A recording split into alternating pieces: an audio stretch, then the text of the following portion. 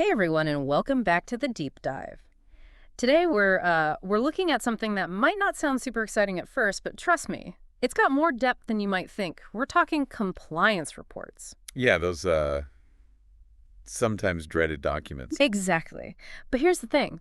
They don't have to be just another box to check. Right. In fact, we're diving into a podcast episode today that's all about how to write compliance reports that really pack a punch, the kind that can actually inspire action. Yeah, and lead to some real positive changes. What's often overlooked is that a really well-crafted compliance report can be a powerful tool. Like it can really shape an organization's culture and practices. It's not just about, pointing fingers. Right. It's about identifying those areas where things can be improved and then providing a roadmap to actually get there. I like that roadmap idea. It's about solutions, not just problems.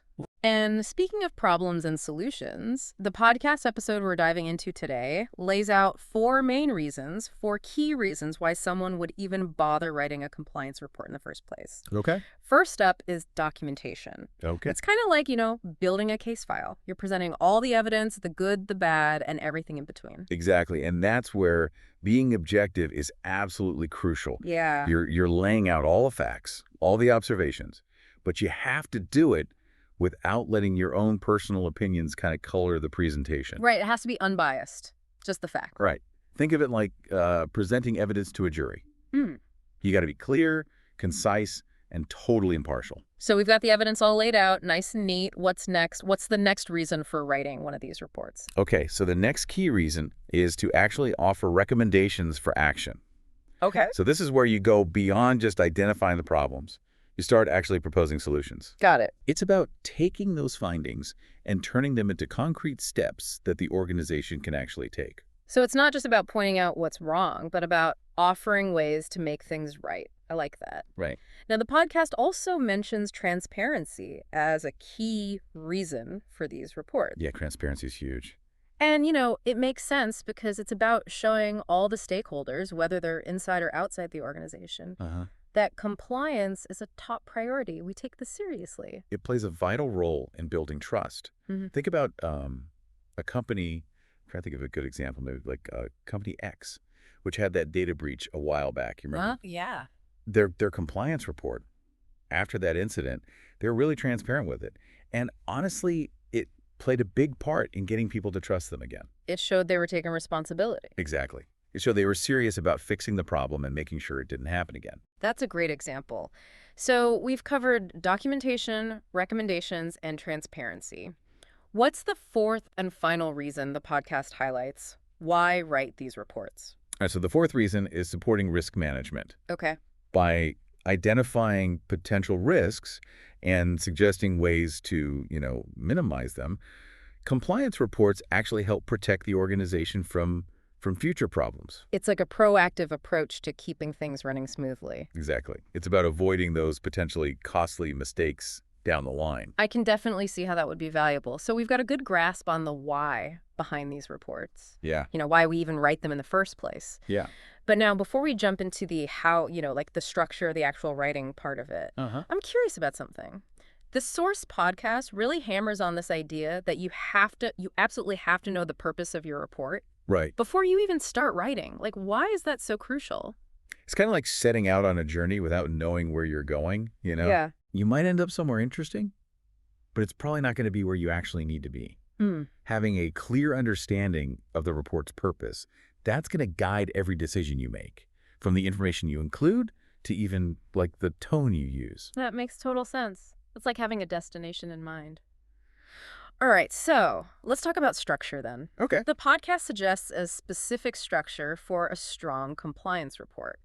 They break it down into 7 key sections, sort of like a blueprint for success. Yeah. But I don't know, isn't that a little rigid? I I mean, could there be situations where a different approach might work better? Well, there's definitely some room for flexibility, Right. depending on the context.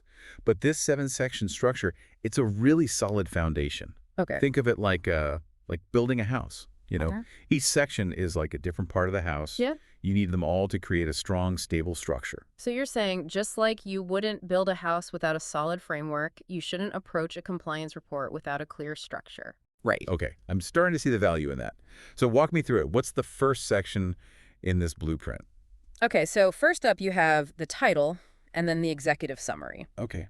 The title should be super clear and concise, just telling the reader exactly what the report is about. Straight to the point. Yeah. And then there's the executive summary. The podcast calls this, and I quote, one of the most important parts of the report. Oh, yeah, for sure. And I can kind of see why. But for someone who might not be as familiar with these reports, could you break down why that is? Why is it so important? Absolutely. Think of the executive summary like a movie trailer. Okay. Busy executives, they probably don't have time to read the whole report. Right. So the executive summary, it has to provide that compelling snapshot, hit all the highlights. So it's like a sneak peek that gives the reader the most important information up front. Exactly. I like that analogy. All right, so what comes after the title and the executive summary? Next, you have the introduction. This section kind of lays the groundwork for the whole report. Okay. You're going to state the purpose, you're going to define the scope, like what's being covered, and you're going to outline the methodology. Got it. So it's all about setting the stage, giving the reader the context they need. Exactly. Okay.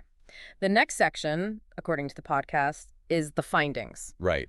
This is where you lay out all the discoveries you've made, right? Precisely. And each finding, you got to present it objectively. Back it up with evidence. So it's like presenting a piece of evidence in court. Yep. You have to show what you found, how you found it, and why it matters. Exactly. Makes sense. Okay, so we've laid out the problem. Now what? Now we move into the analysis section. Okay. This is where you go deeper. Okay. You're exploring the root causes behind the issues you've uncovered. So it's like putting together the pieces of a puzzle, figuring out why things are the way they are. Right. Interesting. What comes after we've analyzed the why? Next up are the recommendations. This is where your report shifts from observation to action. So we're moving from this is what's wrong to this is how we fix it. Exactly. Yeah. You're giving very clear, very specific, very measurable recommendations. Okay. And they should all be aligned with, the organization's big picture goals. Makes sense. Can you give me an example? Like, what's the difference between a weak recommendation and a strong one? Okay, sure. So instead of just saying, improve training, Okay. you might recommend implement a mandatory training program on, let's say, data security for all employees by the end of the quarter. Oh, wow. You see the difference? Yeah, that's much more concrete, much more actionable. Yeah. Okay, so what's the next section in our blueprint? Following the recommendations, you have the conclusion. Right. It's basically a concise wrap-up of the key takeaways, reiterating the importance of those recommendations and really emphasizing the need for action. So it's like the closing argument in a court case where you're summing up all the key points and driving home your message. Exactly. All right, and what's the last section? The final section is the appendices. Now, this one's optional, Okay. but it can be really valuable if you have, like, a lot of supporting documentation that's maybe too detailed for the main part of the report. So it's like the footnotes in a research paper, providing extra detail for those who want to dig deeper. Right. All right, so we've walked through the entire structure. But before we move on to tone and style, I want to circle back to those common pitfalls the podcast mentioned. They said that overloading the report with data can be a big problem. Can you talk about that a bit more? Oh, absolutely. Data is essential. It's the backbone of your findings. But if you throw too much at the reader, Yeah. it can be overwhelming. It can actually make the report harder to follow. Think of yourself as a storyteller, not a data dumper. Okay, like that. Choose the data that's going to have the biggest impact and present it in a way that's easy to understand. So it's about finding that balance between providing enough evidence and keeping things clear and concise. Yeah. Makes sense. Now, I'm also curious about the tone and style of these reports. Stay tuned as we dive into that right after this. When it comes to writing a really effective compliance report, tone and style, they're just as important as the content itself. Yeah, I can see that. If you have a report that's super dry, full of jargon, people are just going to tune out. Right. Even if the information is important. Exactly. But a well-written report, one that uses clear, engaging language that can actually grab people's attention and make them want to take action.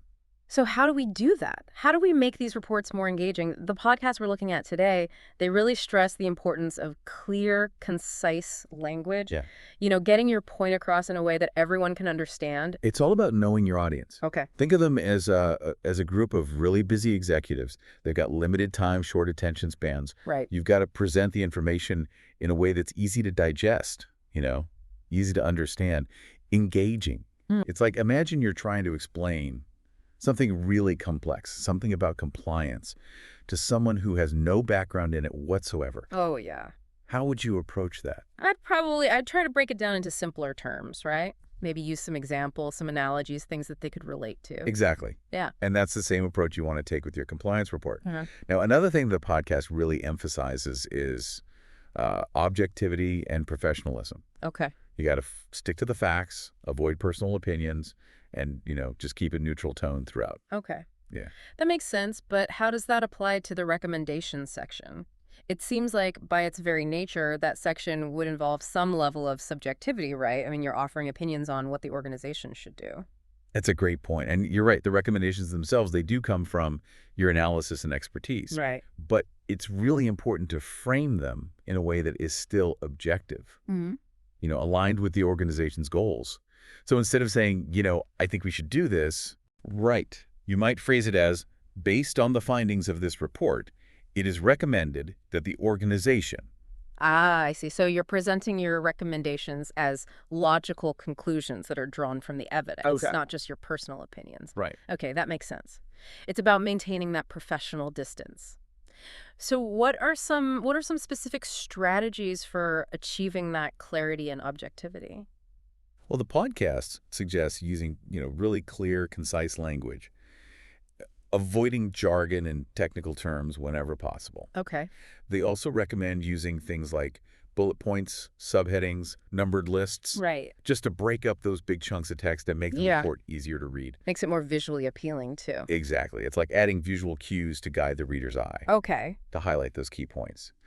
And they also talk about using action-oriented language, especially in that recommendation section. Oh, yeah. Can you give me an example of that? Sure. Remember that example we discussed earlier? Instead of just saying, improve training, you might say, implement a mandatory training program on data security for all employees by the end of the quarter. Right. So it's about being specific. Yes. The more specific and actionable, the better. All right. So we've covered the why, the how, and the what of writing a strong compliance report. Yeah. But before we wrap up, I want to dig a bit deeper into those common pitfalls the podcast highlights. Okay. Because let's be honest, we all make mistakes, and knowing how to avoid them can make a huge difference in how effective our report is going to be. Absolutely. They're like little hidden traps, Yeah. just waiting to undermine your hard work. Being aware of them is the first step to making sure your report is as effective as possible. One of the pitfalls they mentioned is lack of focus. Okay. What do you think they mean by that? Well, I'm guessing it means staying on topic, avoiding going off on tangents that aren't really relevant to the purpose of the report. Yeah. Exactly. Hit the nail on the head. Yeah. You got to remember, your report has a very specific purpose. Right. And every single piece of information you include should contribute to achieving that purpose. Yeah. So avoid introducing any unrelated information or, going into way too much detail on minor points. Right. It's about keeping the reader engaged and focused on those key takeaways. Exactly. Now, another pitfall they mentioned was the danger of being vague in your recommendations. Okay. So vague recommendations, they just leave too much room for interpretation. Right. And that makes it really hard to track progress. Right. You got to be specific. What needs to be done? Who's responsible? When does it need to be done by? Think about it. If you were given a vague instruction, like improve something, Yeah. wouldn't you be a little lost? I'd be completely lost. I wouldn't know where to start. Exactly. Yeah. And another pitfall they mentioned was the failure to prioritize issues. Okay. Yeah. That's important. Yeah. Not all issues are created equal. So you got to highlight the most significant risks, the biggest compliance gaps. Think of it like triage in a hospital. You address the most critical cases first. In your compliance report, you want to draw attention to the issues that pose the biggest threat. Okay, so prioritize, prioritize, prioritize. Exactly. Prioritizing helps the reader understand what needs their immediate attention. Yeah. So we've covered a lot of ground here. We talked about the purpose of compliance reports, the structure, achieving clarity, objectivity in our writing. Yeah, it's been a really informative deep dive. But, sometimes even a well-written report can fall flat. Yeah. You know what I mean? Yeah. Like it's missing that certain something, that spark that makes it really memorable. I know what you mean. It's like it has all the right ingredients, but it just doesn't quite come together. Exactly. This is where the power of storytelling comes in. Storytelling? You mean like weaving a narrative through the report? I'm really curious to hear more about this. It's a really powerful technique, and we'll dive into all the details right after this. We're back and ready to unpack this whole storytelling idea. It's definitely intriguing, but I gotta be honest, I'm having a little trouble picturing it. Like, how do you weave a narrative into something that's supposed to be objective and data-driven? Right. Yeah. It's not about, like, turning the report into a fairy tale or anything. Okay. It's more about finding that narrative thread that connects all the pieces. Yeah. The data, the findings, the recommendations. Think about it. Stories are powerful. They grab our attention. Yeah. They make information more relatable, easier to remember. And by using some of those storytelling elements in your compliance reports, you can make them so much more impactful. Okay. I'm starting to see how that could work, but can you give me like a more concrete example? How would you apply storytelling to, say, a report on data security? Sure. Let's say you're writing a report about the need for stronger password security in the organization. Yeah. Now, instead of just throwing a bunch of statistics at people about, password breaches, you could start by telling a story. Okay. Like about a hypothetical employee who, falls victim to a phishing scam because they had a weak password. Right. Describe the consequences, the stolen data, the financial losses, the damage to the company's reputation. Make it real, make it personal. Yeah, that would definitely get people's attention. So it's about using storytelling to really drive the point home, to make it hit home on an emotional level. But what about the data and the findings? Where do those fit in? Well, think of them as the supporting evidence for your story. They provide that factual basis for your recommendations, and they help validate the narrative you've created. Okay. So, for example, you might present statistics about how many employees are using weak passwords, Right. highlighting the vulnerability that creates. So the story sets the stage, the data provides the evidence, and the recommendations become the solution to the problem. I'm getting it. It's like the story grabs their attention and then the data backs it up. But what about the tone and the style of the writing? Does that change when you're using storytelling? Absolutely. Instead of that dry technical language, try to use more vivid and descriptive language. Okay. Strong verbs, sensory details, even a touch of humor, if it's appropriate. So it's almost like writing a really compelling article or even a short story, but with the added weight of data and expert analysis. That's pretty cool. It is. And, by connecting with the reader on that emotional level, you could make your report way more persuasive. Yeah. And that increases the chances that it'll actually lead to some real lasting change. So to sum it all up, a strong compliance report is clear, concise, objective, action-oriented. It follows a structured format, it avoids those common pitfalls, and it uses language that's both professional and engaging. And as we've just learned, it can even weave in a little storytelling to make it even more impactful. We hope this deep dive has given you some valuable insights into the world of compliance reports, and maybe even inspired you to create reports that make a real difference. A well-crafted compliance report isn't just a document, it's a tool for positive change. Thanks for joining us on the deep dive. Until next time, happy writing.